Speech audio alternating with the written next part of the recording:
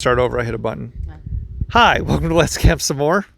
I am at Sunday brunch, obviously. I am at a church called St. Patrick's Church, and it's in Little Orleans, Maryland. And it's an enclave inside Little Orleans Campground. So it is a 1.5 or 2 acre plot of land cut out of the middle of otherwise campground, and it's fairly old. And actually the people who own the campground are here with me, and they're actually going to kind of talk a little bit about how it got here, how it was made, and then some of the other interesting things of things in the immediate area. So I'm passing the mic over to them. So first off, church obviously made out of brick. And where did that come from? The location of where our tenting area is at the bottom by 15 Mile Creek. We were told by the company that we'll see. The Historic Society and Maryland's Historic Division, because they had to do the Maryland Department of the Environment and the Historic Society. Everybody had to research everything before this new bridge could be built. So they went through and dug up artifacts and came up with a history. And we were told that from what they have, that these bricks for this church actually were kilned and built right down in that field so they could carry it up, because the transportation wasn't very good to get anything into here. It's the middle of nowhere. The reason they put the church here is because it had become settled by canal workers. The canal workers had come from over, and you know, kind of in this time of people being immigrants, there were so many Irish and they had some Scottish immigrants come over that couldn't get jobs in any other way. So whenever it came to building the canal, they could get a job on the canal because it was back-breaking work. Made them sick, lots of mosquitoes, lots of water. A lot of them died. So they, because they were largely Catholic, they needed a place to bury. They put this together. They started with burial ground, really, and then they built the church based off the ground. Those people eventually did settle. The right below us is where the Little Orleans settlement originally was. That's where the houses and the store and those type of things were back in the early 1800s is where it was. Yeah, and when did they build the church? I believe it was, I'm trying to think if it was 1850 or if it was 1860. 60s. I think it was like so it was after the canal, because what had happened was the people who came through here, the Irish ones, the canal workers, they decided to stay. This property was in some kind of flux and some kind of receivership at the time, because there were some property line disputes at that point, and so nobody was paying attention to it. The Archdiocese of Baltimore and the Archbishop Spalding, I believe it was, I think you read that. Yeah. He was in charge of receivership. They never came here. So people actually, the canal workers were building homes, tar paper, I don't know about tar paper shacks, but different homes and shacks, and, you know, engaging in business, and made their own little village here, while they didn't even know it, what was going on down there. So whenever they realized what was happening, they came up. They, you know, had the church, they put the church together. That had been done. The people were aware of that. Obviously, it was okay to put the church there. But then whenever it went on to another property owner, then he basically had all the settlers had to be, you know, they had to leave because it wasn't their property and they were living on it. And they refused to pay rent. Huh. Well, they picked a really good spot. There's a little bit of trees here, but that looks down over one of the tributaries that goes into the Potomac. 15 Mile Creek. 15 Mile Creek is the name of it. Okay. And it's perfectly balanced. It's the most pristine stream in Maryland, and it is a 7.0 pH. Oh, 7.0 pH. It's so it's clean. Yeah, it's super clean waterway. Mm-hmm. It's so interesting. There's just these, you know, the cemetery here is old. Really, really old. 150 years old. Right. So, it's super interesting. And so the church, this started as a cemetery, though, for the people who were dying. They were getting sick because of the bugs and everything.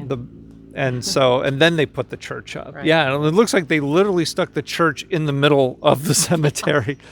That's our So- understanding. I mean, we understand just like everyone else does through reading history, basically, and everything that we were told whenever they put everything together for the bridge. We weren't aware of what we were really sitting on. We've been here for a long time, for 27 years, but the campground will be celebrating its 40th anniversary next year, 2020. Wow! Congratulations! Yeah, thanks. Yeah, nice. And obviously, it's still active. That seems to be pretty Oh, this a pretty is. new section up here. Every right? Saturday evening. Yep, every Saturday evening mass. Absolutely. And there are a lot of apples here and McCuskers, seems like. And And Bill's Place. Did you go to Bill's Place today? we did go into Bill's place, Mm-hmm. and saw the money stapled to the ceiling. I'd like to have gotten here before 2000, and I'll explain that to people watching. In 2000, the historic building burnt down. Is a story actually a lot of the times. That was the trading post that was actually on the river that was moved by the canal workers up because the railroad went through. Well, the railroad and the railroad and the canal yeah. went through at the same time. Yeah. So it got moved from down on the river, and there's actually a postcard floating around the years. I have the postcard. I'll take a picture and I'll put it on Let's Camp Some More. It'll be under the Little Orleans trip, so check there.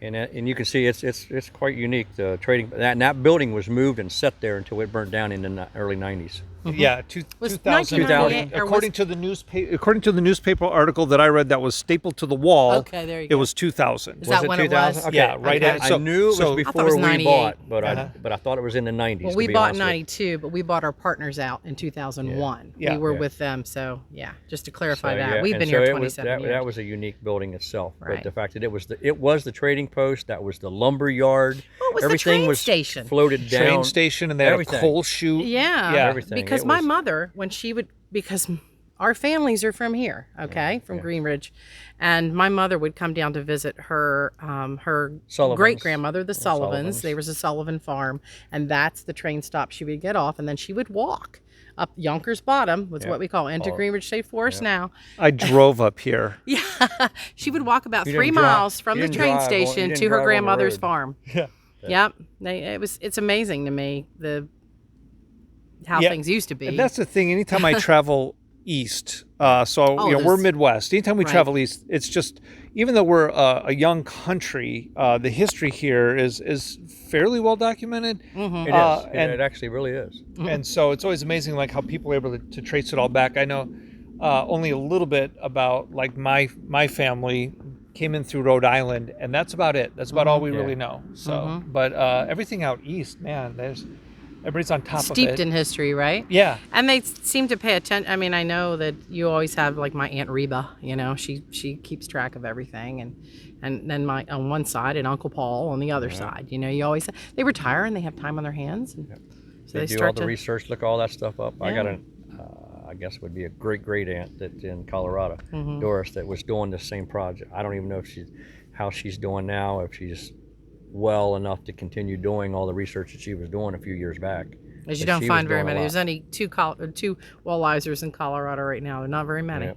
They And all that was came. my Was after the grandfather's war, brother, World War II, after World War II, was out from the He went. Army, settled in Colorado. which was odd.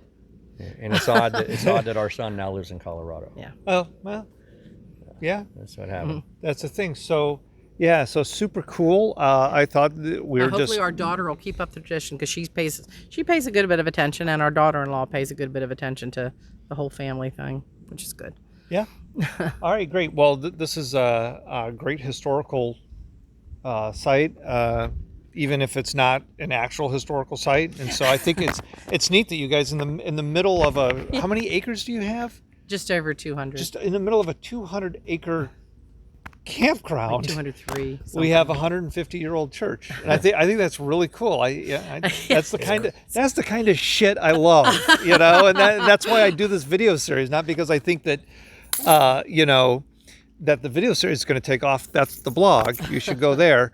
But just these kinds of stories. This is exactly why. All right. Well, so that's enough from, I guess, this hilltop here, and we'll see you next time on Let's Camp Some More.